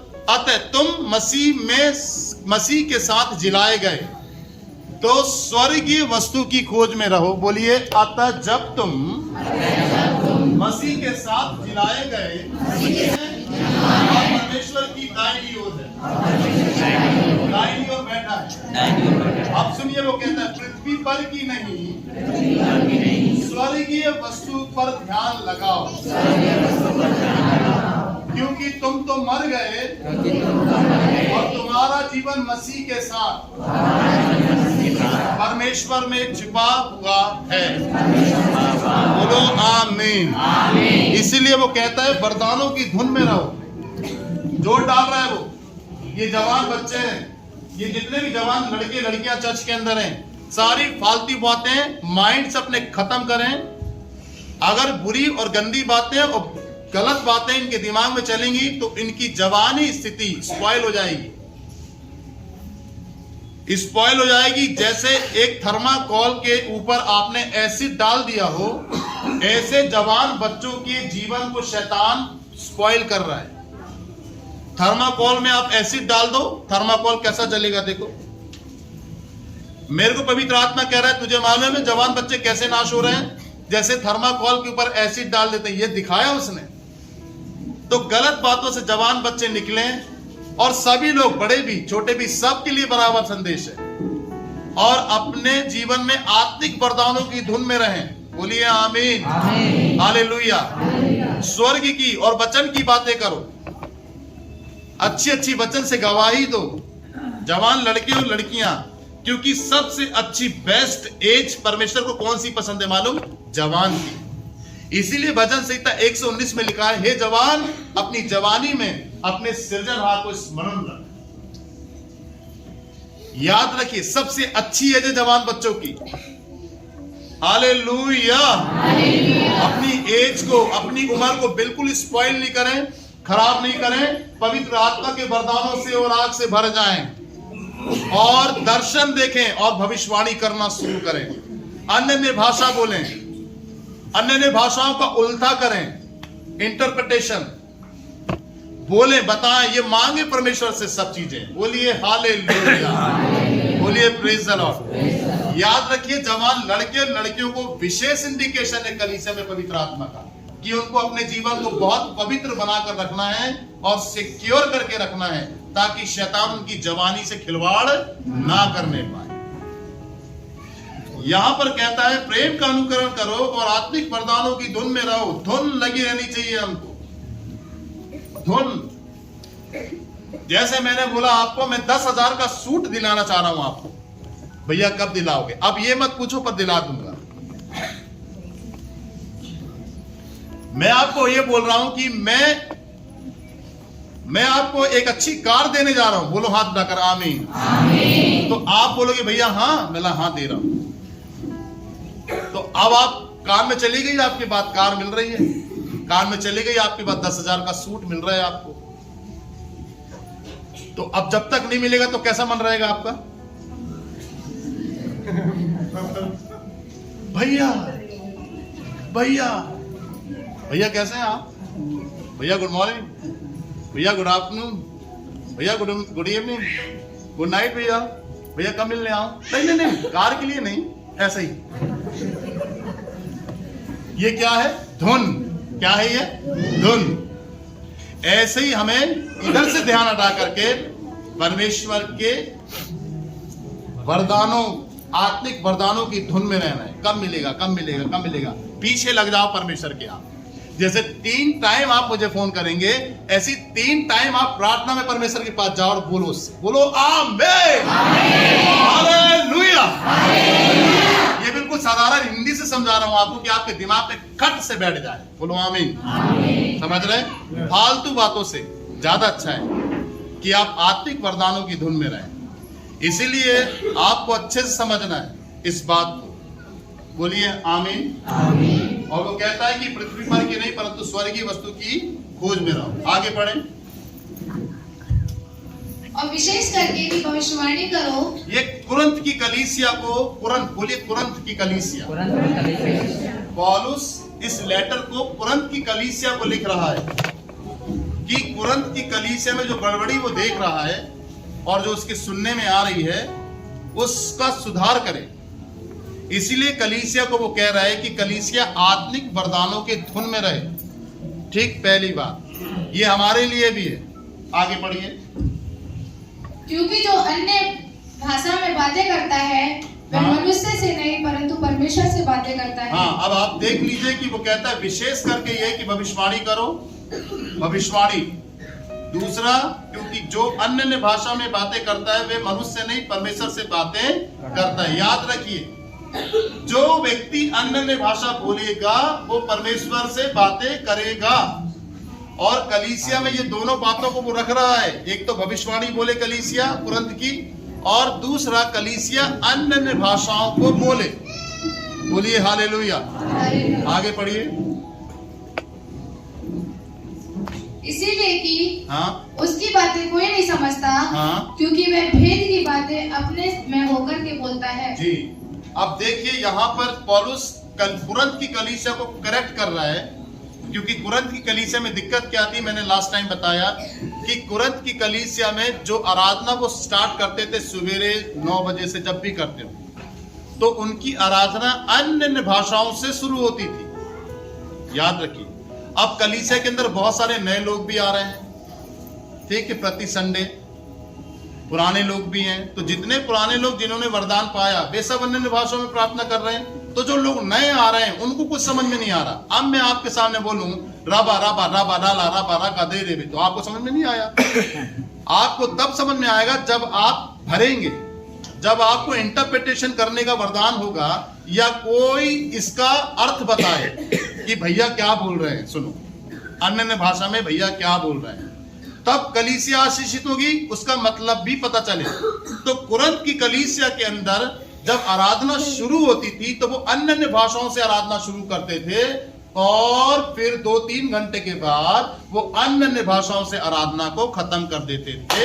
इससे जो लोग नए हैं उनको कुछ समझ में नहीं आ रहा। तो पौलुस कहता है कि तुम कलीसिया की उन्नति के लिए भविष्यवाणी करो, जिससे कलीसिया की उन्नति हो, कलीसिया बढ़े, लोग आशीषित हो, उन्नति करने पाए आत्मिक जीवन में। पौलुस ये समझा रहा है कुरिन्थ की कलीसिया। बोलिए हालेलुया, बोलिए प्रेज़ द लॉर्ड। आगे बढ़िए। परंतु जो भविष्यवाणी करता है वह मनुष्य से उन्नति और उपदेश और शांति की बातें कहता है। देख लीजिए आप, जो भविष्यवाणी करता है वह मनुष्य की से उन्नति और उपदेश और शांति की बातें कहता है। आगे, जो अन्य भाषा में बातें करता है वह अपनी ही उन्नति करता है। तो कलीसिया क्या कर रही थी? अन्य भाषा बोलती चली जा रही थी, सब भरे हुए थे। पौलुस बोलता है कि तुम अपनी उन्नति कर रहे हो, कलीसिया की नहीं, क्योंकि जो अन्य भाषा बोलते हैं वो अपनी उन्नति करते हैं। याद रखिए। तो या तो फिर अपन को ये करना चाहिए कि चर्च में ना बोले तो थोड़ा सा बोलें, बाकी पूरी सर्विस हिंदी में चलाएं तो लोगों को समझ में आए, जैसे चला रहे हैं। फिर ये अन्य भाषा हम अपने कमरे के अंदर जाकर बोले घंटों, 3 घंटे, 4 घंटे, 2 घंटे, 1 घंटे वरदान मिलने के बाद, तो उससे कोई परेशानी नहीं होगी आपको भी। आपका आत्मिक जीवन और मजबूत होगा अन्य भाषा बोलने से, और आत्मा से आप भरेंगे। परंतु यदि आप रेगुलर कलीसिया में बोलते हैं तो कलीसिया की उन्नति इससे होगी नहीं, क्योंकि बहुत सारे लोग इस वरदान को जानते नहीं हैं। आगे बढ़े। परंतु जो भविष्यवाणी करता है जी वह कलीसिया की उन्नति करता है। हाँ, पर जो भविष्यवाणी करता है, याद रखिए, है ना, वो कलीसिया की क्या करता है? उन्नति करता है। भविष्यवाणी अन्य भाषा में नहीं, हिंदी में, और जो भाषा होगी ग्रीक भाषा में, हिब्रू भाषा में, जो भाषा उस समय वहां चलती होगी। हमारे देश में हिंदी भाषा है तो हम हिंदी भाषा में भविष्यवाणी करें, और यदि हम अन्य भाषा में भी कुछ बोलें तो उसका मतलब बताएं कि हम बोल क्या रहे हैं। याद रखिए, अन्य भाषा को उसने इग्नोर नहीं किया, ना उसने अन्य भाषाओं को कंडम किया, परंतु वो ये कह रहा है कि अन्य भाषा कलीसिया में नहीं बोले, क्योंकि कलीसिया की उन्नति नहीं हो रही है। भविष्यवाणी करो। आगे बढ़े। मैं चाहता हूँ कि तुम सब अन्य भाषाओं में बातें करो। अब वो देखिए क्या कह रहा है, वो मैं चाहता हूँ, वो ये नहीं मना नहीं कर रहा है कि तुम अन्य भाषा नहीं बोलो, वो बोल रहा है बोलो, पर इससे ज्यादा बेस्ट ये है। आगे, परंतु इससे अधिक यह चाहता हूँ कि भविष्यवाणी करो। तुम अन्य भाषा बंद मत करो, बोलो, ठीक है, परंतु बोलते समय फिर भविष्यवाणी भी करो। तो कुछ भविष्यवाणी का भी समय निकालो, वचन भी प्रीच करो, आराधना भी करो, जो सबकी लैंग्वेज है उस जनरल लैंग्वेज में। परंतु यदि आप हम अन्य भाषा बोलेंगे तो यहाँ पर ये गड़बड़ी स्थिति कुरिन्थ की कलीसिया में आ रही है, जिसको वो सुधार रहा है। अब बहुत सारे लोग इसका मतलब गलत निकालते हैं कि हमें अन्य भाषा नहीं बोलनी चाहिए, हमें अन्य भाषा नहीं बोलनी चाहिए। ये परमेश्वर का सबसे बड़ा हथियार है जिसको शैतान हमारे अंदर से खत्म करना चाहता है। ये वो तोड़ा है जिसको शैतान मिट्टी के अंदर दबाना चाहता है। याद रखिए, इसी तोड़े से हम बहुत सारे तोड़े बना पाएंगे, और यदि यही तोड़ा हमने मिट्टी के अंदर दबा दिया तो हम परमेश्वर के लिए कुछ भी फल ला नहीं पाएंगे। याद रखिए, क्योंकि मैंने क्या कहा, पवित्र आत्मा ही है जो भी कुछ करेगा वो हमारे अंदर, क्योंकि वो सहायक है। क्या है वो? सहायक। और आपको अपने बॉडीगार्ड मतलब सहायक को बोलना पड़ेगा कि वो ये काम करे।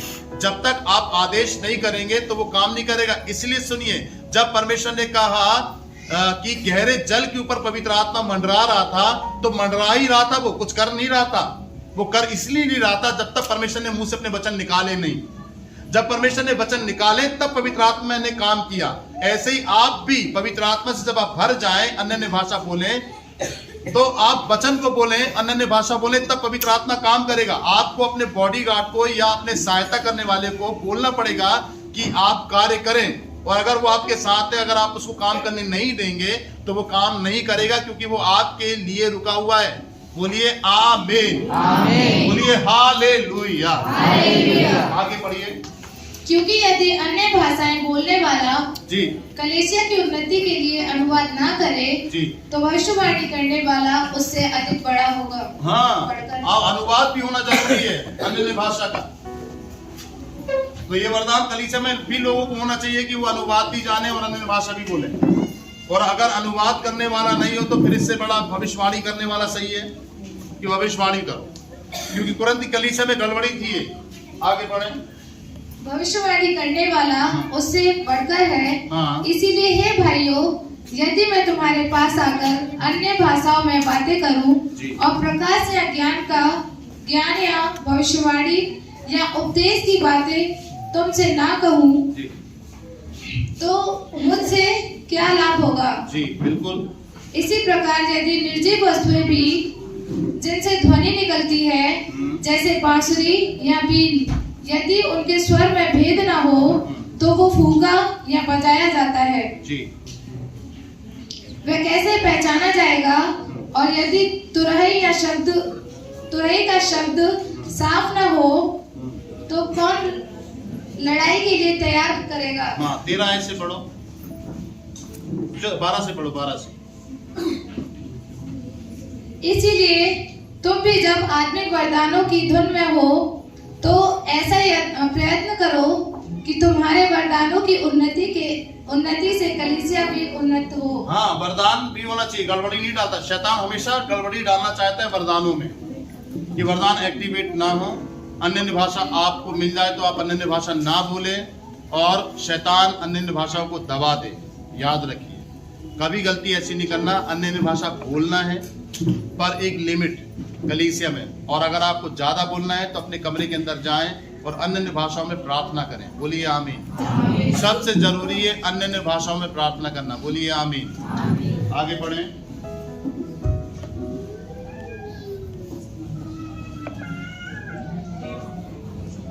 इस कारण जो अन्य भाषा बोले वह प्रार्थना करे कि उसका अनुवाद भी कर सके जी। इसीलिए यदि मैं अन्य भाषा में प्रार्थना करूं तो मेरी आत्मा प्रार्थना करती है, परंतु मेरी बुद्धि काम नहीं देती जी। अतः क्या करना चाहिए?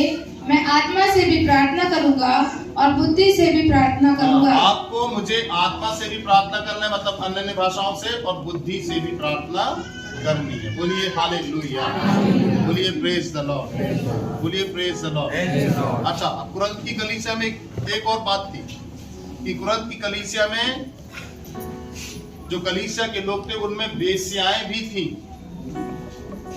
वेश्याएं भी थी, जहां पर वे आती और ज्यादा स्त्री को पास में आने की इजाजत नहीं थी।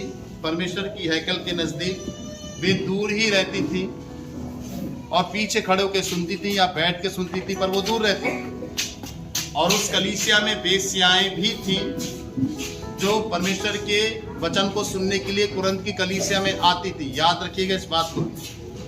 तो जब पौलुस ने अन्य भाषा के लिए बातचीत की, वरदानों के विषय में बातचीत की, तो फिर आगे कुछ हम लेटर में उसके देखते हैं कुरंत की कलीसिया के कि उसने ओढ़नी के विषय में, चुन्नी के विषय में बहुत सारी बातें की। तो कुछ ऐसी दिक्कत थी। फिर कुछ ऐसी भी बात थी जिसने बोला कि महिलाएं जितनी भी हैं जिनको नहीं समझ में आ रहा है तो अपने घर में जाकर पति से पूछें। उसका कारण ये था कि महिलाएं पीछे रहती थी, पुरुष आगे रहते थे। तो आगे जो बैठा है उसको ज्यादा समझ में आता था, पीछे जो बैठा है उसको समझ में नहीं आता था। इसका मतलब अब ये नहीं कि महिलाएं चर्च में नहीं आएंगी। आप समझिए, कुरंत की स्थिति ऐसी थी कि महिलाएं पीछे या खड़ी हैं या दूर हैं, और पुरुष जितने भी थे सब आगे थे और वे सुसमाचार प्रचार सुनते थे।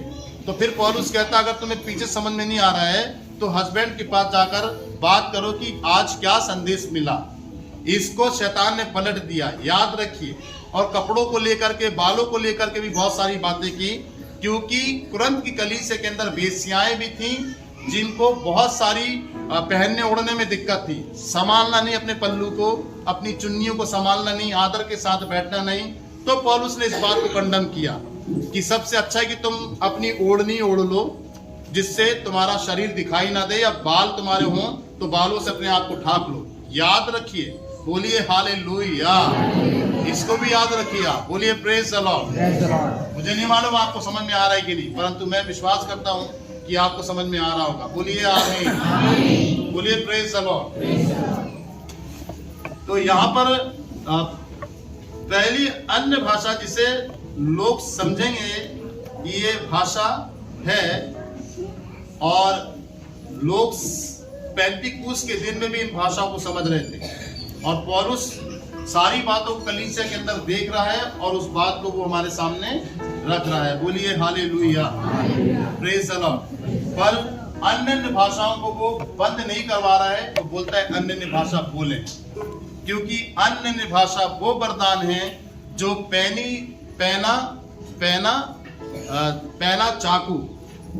पैना चाकू है। और हमने यशाया भविष्यवक्ता की पुस्तक में पढ़ा है, थोड़ा सा निकालिए मेरे साथ, यशाया भविष्यवक्ता की पुस्तक में।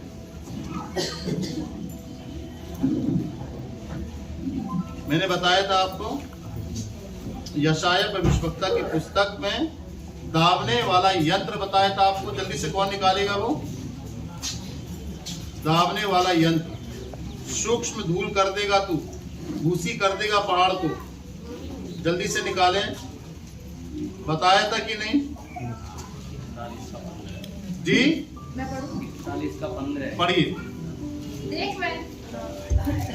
देख मैंने तुझे छुरी वाले दावने का एक नया और चोखा यंत्र ठहराया है। देख मैंने तुझे छुरी वाले दावने का चोखा और नया यंत्र ठहराया है। पहाड़ों को दाब दाब कर सूक्ष्म धूल कर देगा, पहाड़ों को दाब करके सूक्ष्म धूल कर देगा, और पहाड़ियों को तू भूसे के समान कर देगा। वो भूसे के समान कर देगा। मतलब कैसा यंत्र है वो? कैसा यंत्र है? यंत्र की क्वालिटी क्या है बताएं? पढ़ो ना उसको, कौन सा यंत्र है? हाँ, देख मैंने तुझे छुरी वाले दावने का एक बोलिए छुरी वाले वरदान परमेश्वर के कौन कौन से परमेश्वर के हथियार हैं? इफिसियों 6:10 में हमने पढ़ा। सबसे पहले कौन कौन से वरदान हैं? परमेश्वर के वरदान कौन कौन से हैं जो परमेश्वर ने हमें दिया है? परमेश्वर ने हमें दिया है। इफिसियों 6:10 में कौन कौन से वरदान हैं? पहला वरदान कौन सा है? सत्य से, वेरी गुड, सत्य से अपनी कमर कसकर। बोलिए सत्य से अपनी कमर कस के।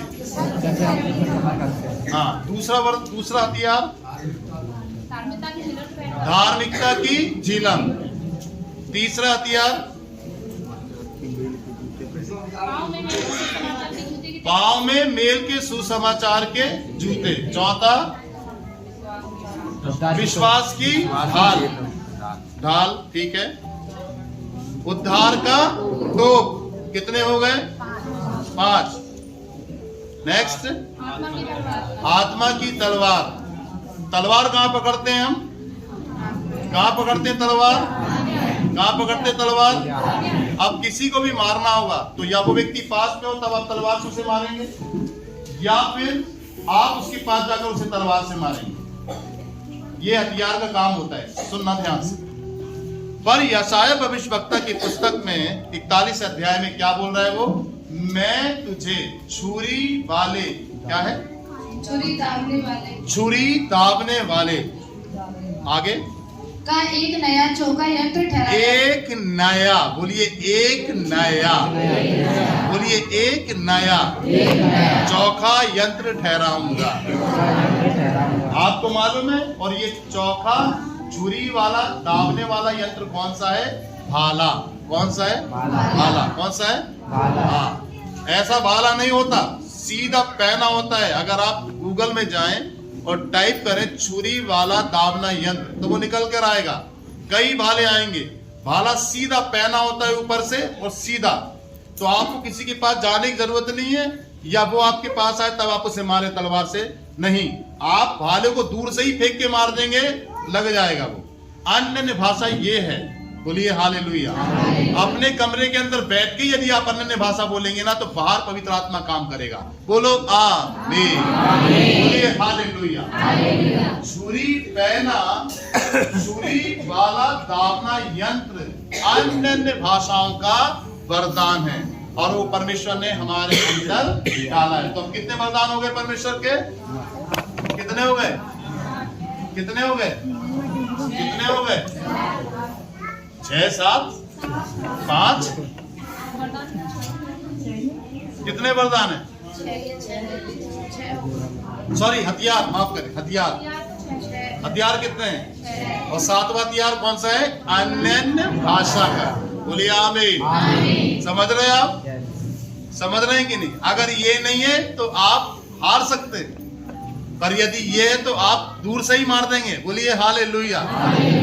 इसलिए अन्य भाषा को ये वरदान है और आपको इससे भरना है, इसे मांगना है, इससे भरना है कि मुझे वरदान दीजिए पवित्र आत्मा। बोलिए आमीन, बोलिए हालेलुया, बोलिए प्रेज द लॉर्ड। निकालिए इफिसियों 5 अध्याय 18 आयत, नहीं क्षमा करें, 1 मिनट रुक जाए। निकालिए रोमियो 8 अध्याय और उसकी 26 आयत को पढ़ें। रोमियो 8:26।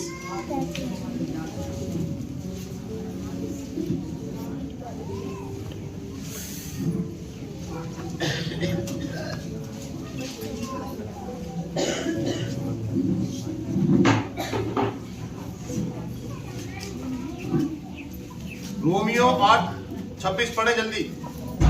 इसी रीति से आत्मा भी हमारी दुर्बलता में, इसी रीति से आत्मा भी हमारी दुर्बलता में सहायता करता है, क्योंकि हम नहीं जानते कि प्रार्थना किस रीति से करना चाहिए, परंतु आत्मा आप ही ऐसी आहें भर भर कर जो बयान से बाहर है हमारे लिए विनती करता है। बोलिए हालेलुया। हमें नहीं मालूम, मैंने बताया ना कि सामने वाले व्यक्ति की क्या डिजायर है, क्या पॉइंट है उसका, उसके मन में क्या बात चल रही है। एक तो पवित्र आत्मा आपके अंदर होगा तब ये बात आप जान पाएंगे, या पवित्र आत्मा अब उसके दिल की बात आपके मुंह से निकलवाएगा। समझना बात। इसलिए यीशु मसीह ने सामरी स्त्री से क्या बोला? उसके दिल की बात सुनिए। सामरी स्त्री जो पानी भरने आई थी और उसको कहा मुझे पानी पिला, तो वो कहती है कुआं गहरा है, समझना, मैं कैसे तुझे पानी पिलाऊं? तो वो कहता है यदि तू परमेश्वर के वरदानों को जानती तो मुझे पानी पिलाती, वरदानों को जानती तो पानी पिलाती। आप समझ रहे ना? बोलिए हालेलुया। याद रखिए, कम से कम एक दिन में आपको कम से कम बाइबल में 10-12 पेज पढ़ने हैं प्रतिदिन, अच्छे से। एक चैप्टर नहीं, आप हो सकता है 5 से 10 चैप्टर प्रतिदिन पढ़ो और प्रार्थना में ज्यादा से ज्यादा समय दो परमेश्वर को। आप समझ रहे हैं?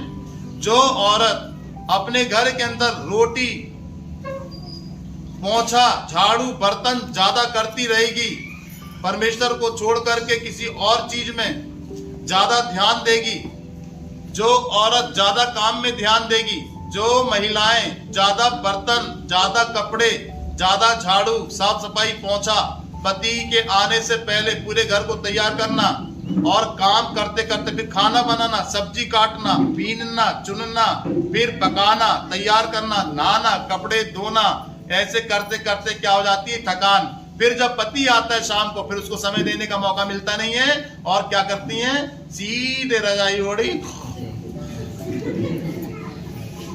पति बोला क्या हो गया, बात नहीं कर रही है, मैं ऑफिस से आया हूँ, बात नहीं कर रही है, मिल नहीं रही है, परंतु पता चला वो तो सो गई। अरे सुनो ना, बात तो करो, आज पूछ रही नहीं मैं कैसा दिन रहा, आज नहीं पूछना चाहता तुम्हारा दिन कैसा रहा। सुनो मैं थक गई हूँ, सोने दो, मैं थक गई, मुझे सोने दो, कल बात कर लेंगे। अरे मैं तो कल सुबह ऑफिस जाऊंगा, छुट्टी ले लेना कल। बोलिए हालेलुया।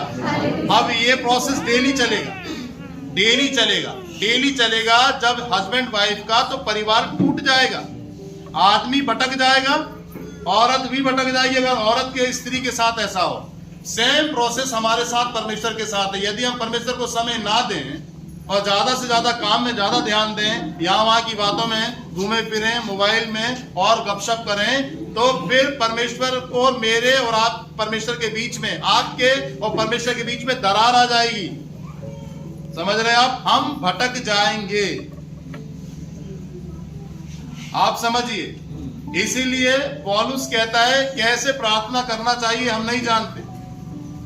पवित्र आत्मा हमें उत्साहित करता है कि हम प्रार्थना में बैठें और परमेश्वर से लगन लगाएं। बोलिए आमीन। और जब आप एक बार अन्य भाषा बोलना शुरू करेंगे ना, तो मैं गारंटी के साथ कह रहा हूं, फिर आपको मजा आएगा बोलने में, और आप बोलते चले जाएंगे, और नई नई भाषा और नए नए शब्द आपके अंदर आते जाएंगे।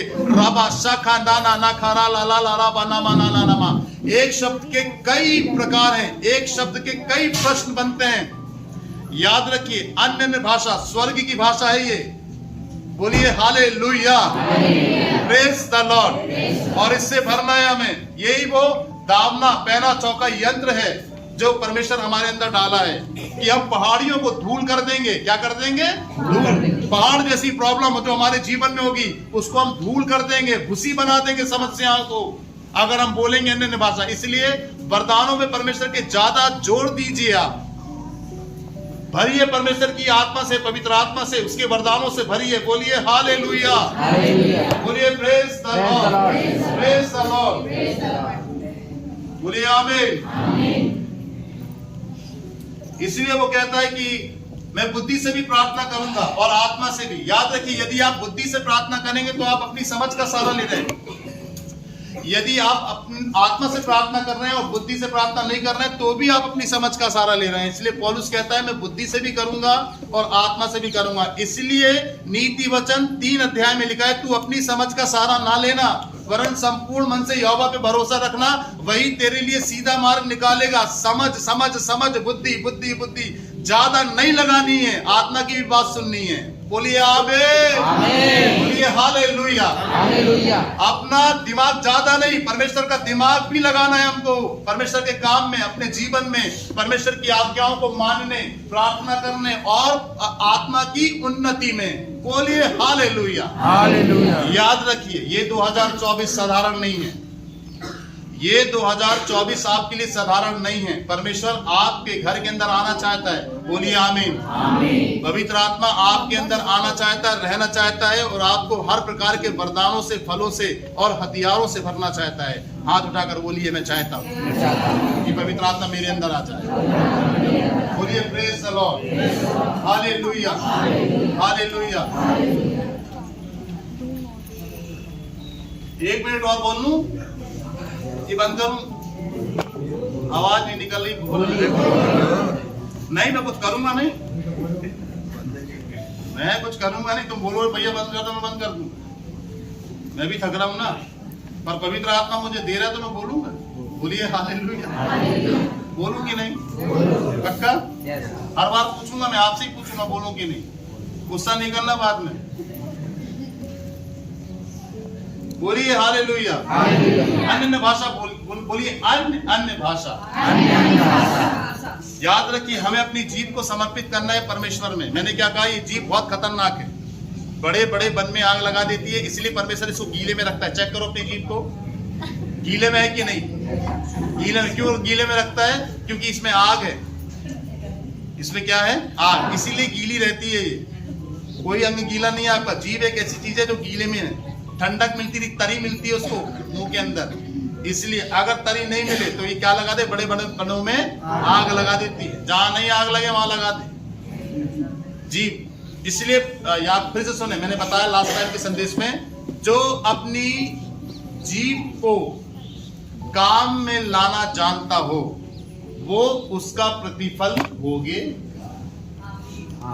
समझ रहे? जीभ में लगाम होनी चाहिए। कोई गाली दे रहा है, गाली नहीं देना है। इसलिए पौलुस कह रहा है ना कि गुस्सा करना है परंतु पाप नहीं होना चाहिए जीभ के द्वारा।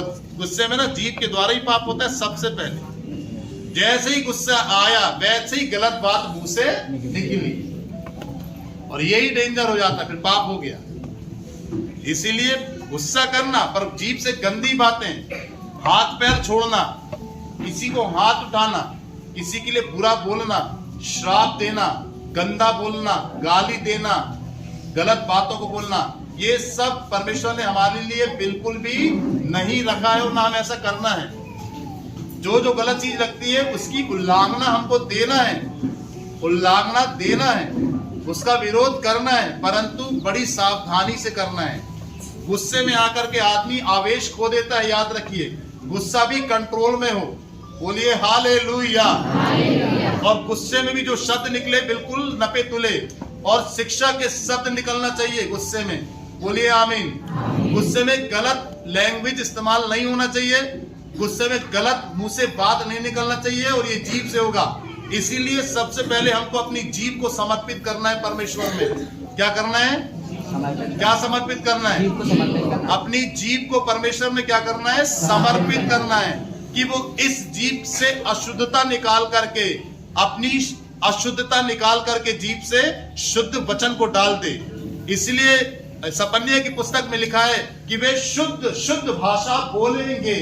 और भाषा याद रखिए, आप जीभ से ही बोलेंगे। बोलिए आमीन, बोलिए हालेलुया। इसलिए भरना है, भरना है, भरना है, भरना है। अंतिम बात,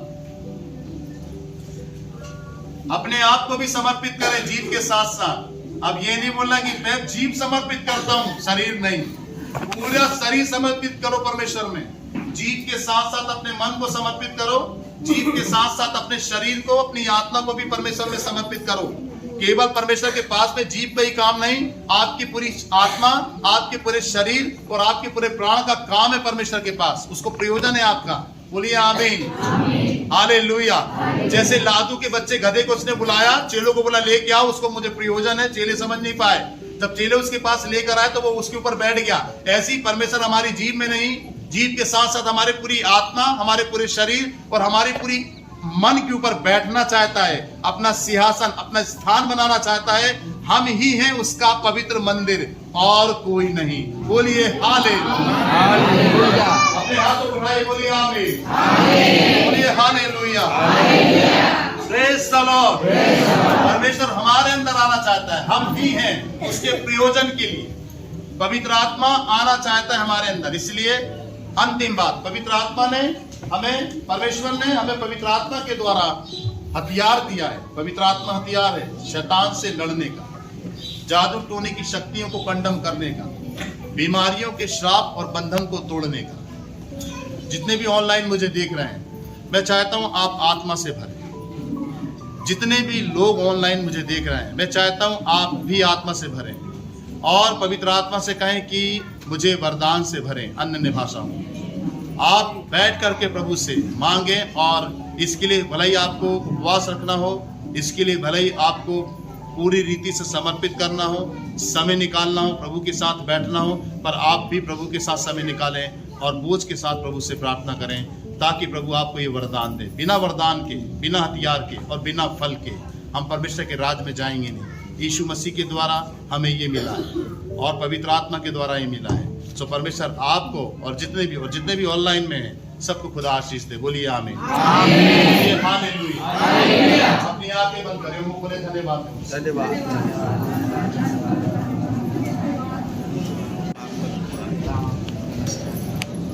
धन्यवाद राजा, आप महान हैं। हालेलुया। रबा शाखा लाना माना ला रबा शाखा थाला रबा। Jesus Jesus Jesus Jesus. मैं प्रार्थना करना चाहता हूं उन लोगों के लिए जो ऑनलाइन है, अपने हाथ को बढ़ाएं पिता यीशु मसीह के नाम से। जो लोग देख रहे हैं उन्हें चंगाई और छुटकारा दें। मन की आंखों को ज्योतिर्मय करें और समझ को खोलें। हर प्रकार का कंफ्यूज करने वाला दुष्ट आत्मा, भटकाने वाला दुष्ट आत्मा, डिस्टर्बेंस क्रिएट करने वाला दुष्ट आत्मा यीशु मसीह के नाम से आपके आत्मिक जीवन से चला जाए। नेचुरल पवित्र आत्मा आपके अंदर उतरे जो यीशु मसीह का आत्मा है, और वो आपके माइंड को कंट्रोल करे इसी वक्त यीशु मसीह के नाम से। और जो भी श्राप और जो भी बंधन आपकी देह में है, आत्मा और प्राण में है, वह यीशु मसीह के नाम से टूट जाए। खूब इन दिनों में रसौली काम कर रही है यूट्रस में लोगों के, बहुत ज्यादा। कई बहनें अभी मिली हैं शुक्रवार को, कई बहनें कल मिली हैं, कई बहनों की रिपोर्ट है। सारे गांठ और सारे बंधन जो ऑनलाइन में हमें देख रहे हैं, यीशु मसीह के नाम से टूट जाए। कैंसर भी तेजी से बढ़ रहा है। ये शैतान की बीमारी नरक से आई है। इसे यीशु के नाम से आप घुड़ के और इसके वैदिक श्राप के अधिकार को अपने ऊपर से तोड़ दें। सारे कैंसर की बीमारी के श्राप यीशु मसीह के नाम से टूट जाए। कैंसर के फोड़े यीशु मसीह के नाम से सूख जाए। इसी समय परमेश्वर इसी समय आपको छूए और चंगाई दे। और जो भी वेदना और जो चिंताएं, जो निराशा आपके अंदर चल रही हैं, वे यीशु मसीह के नाम से दूर हो जाएं। जो ऑनलाइन देख रहे हैं, जिन परिवारों की पति पत्नी में डिस्प्यूट है, पति पत्नी में अलगाव है, लड़ाई झगड़ा है, परिवार में विवाद है, सारी लड़ाई झगड़ा कराने वाली दुष्ट आत्मा पति पत्नी के बीच में, यीशु मसीह के नाम से सारे बंधन टूट जाए। Free in the mighty name of Jesus. आजाद हो जाए आप यीशु के नाम से। आपका पति, आपकी पत्नी आजाद हो जाए यीशु के नाम से। आपके पति शराब पीते हैं, नशे की आत्मा को यीशु के नाम से मैं डांटता हूं। नशे की आत्मा आपके घर से, पति के जीवन से यीशु मसीह के नाम से निकल जाए। गुटकी के द्वारा जो रेगुलर कैंसर हो रहा है, और 84 लाख लोग हर साल मर रहे हैं, वो सारे बंधन मृत्यु के, गुटकी के द्वारा कैंसर के, यीशु मसीह के नाम से टूट जाए। परमेश्वर आपको ब्लेस करे, आत्मा से भरे, परमेश्वर के वरदानों से भरे, अन्य भाषाओं के वरदानों से भरे, परमेश्वर के फलों से और परमेश्वर के हथियार से और परमेश्वर के वरदानों से आपको भरना जरूरी है। और ये सब पवित्र आत्मा के द्वारा आपको मिलेगा। सो गॉड ब्लेस यू। नेक्स्ट हम मिलते हैं बिल्कुल तैयारी के साथ रविवार में। बोलिए आमीन।